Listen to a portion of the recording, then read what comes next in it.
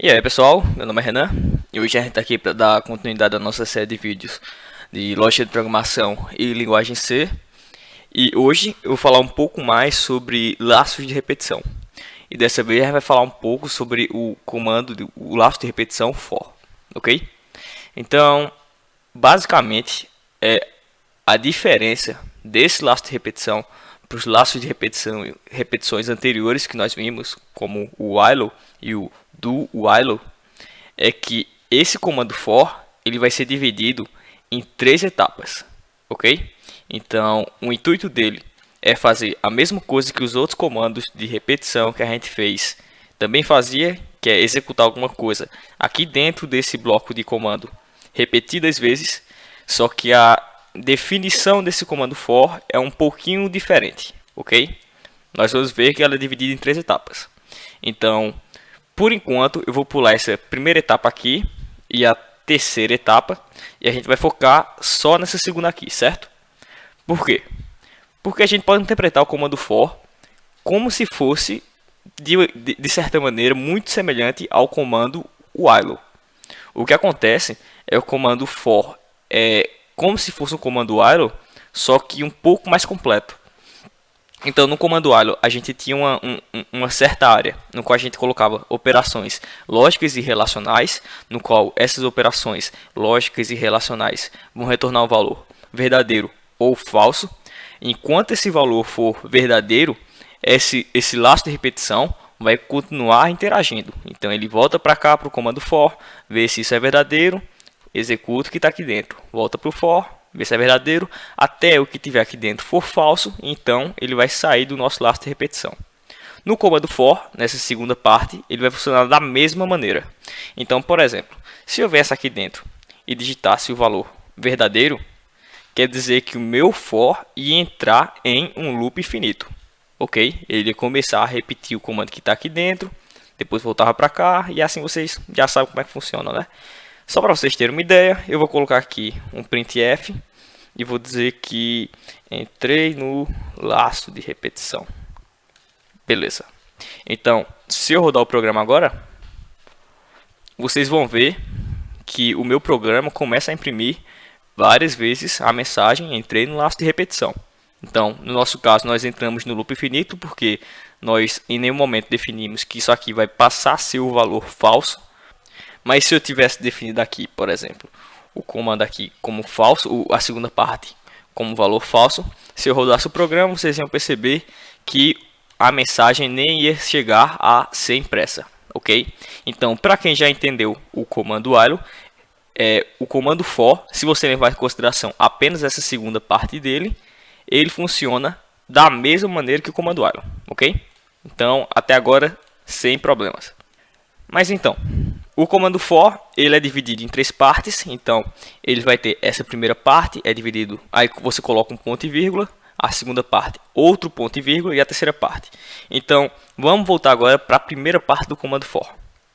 Essa primeira parte do comando for, ela é reservada para definição e inicialização de variáveis, ok? Então, nessa primeira etapa do comando for, eu posso, por exemplo, definir uma variável chamada i, certo? E eu posso dizer que o valor inicial dela é igual a zero, ok? Então, aqui dentro, eu posso utilizar a variável que eu declarei no início do meu comando for. Então, que tal a gente fazer um teste? Bora fazer algo um pouquinho mais elaborado. Em vez de eu colocar aqui apenas o valor falso ou verdadeiro, eu vou colocar uma operação relacional. Então, vou dizer que esse meu comando for, ele vai interagir enquanto i for menor do que o número 10, ok? Então, já que minha variável i, ela começa com um valor i igual a zero, eu tenho que, se eu não quiser entrar em um loop infinito, eu tenho que de alguma maneira alterar essa variável aqui dentro do meu comando for. Então, aqui dentro eu vou dizer que simplesmente eu vou adicionar mais 1 no valor de i, eu vou dizer que i vai ser igual a i mais 1.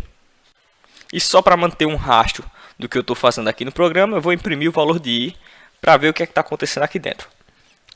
Valor de i vai ser igual a essa variável inteira, uma variável inteira, essa variável inteira vai ser a variável i. Ok. Então, se eu rodar meu programa, a gente vai entrar num laço infinito, porque eu errei aqui durante nossa manipulação da variável i. Coloquei 1 mais 1 aqui, mas agora deixa eu corrigir, pronto. E vai ser igual ao valor dele mesmo, mais 1. Então, se eu rodar o meu programa, a gente vai ver que o meu programa vai imprimir o valor de 0 até 9, certo? Porque enquanto o i for menor do que 10. É importante lembrar isso aqui para vocês, pessoal. Essa parte do comando for, ela só é executado uma vez. Ela não é executado toda interação, ou seja, toda vez que o for volta para essa parte aqui do começo, não, certo? Apenas quando o comando for é iniciado pela primeira vez, ele executa o que tem aqui dentro. Então, checa essa condição e executa o que está aqui dentro.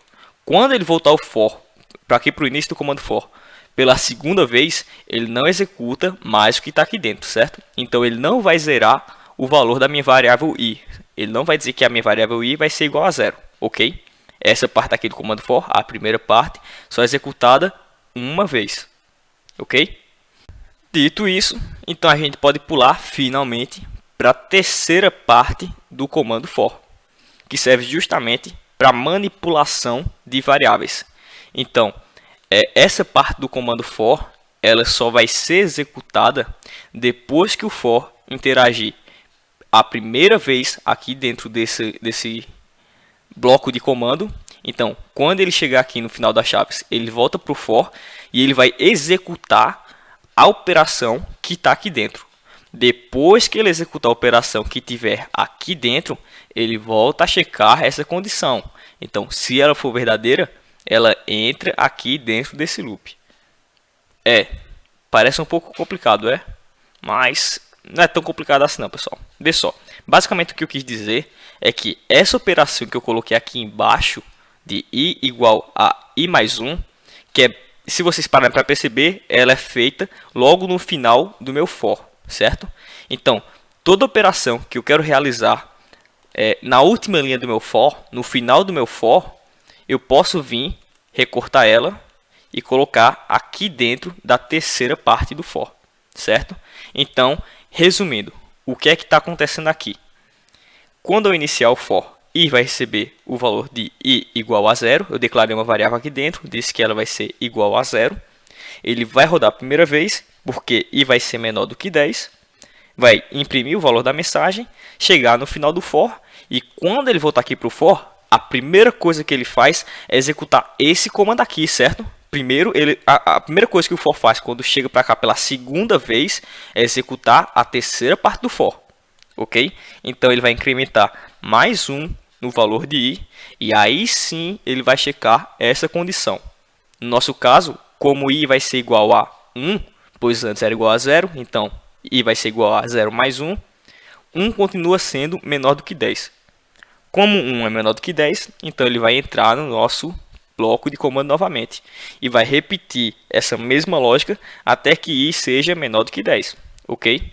Então, se eu rodar o meu programa novamente, vocês vão perceber que o resultado que eu tenho é basicamente o mesmo que eu tive da outra vez que eu executei meu programa, certo?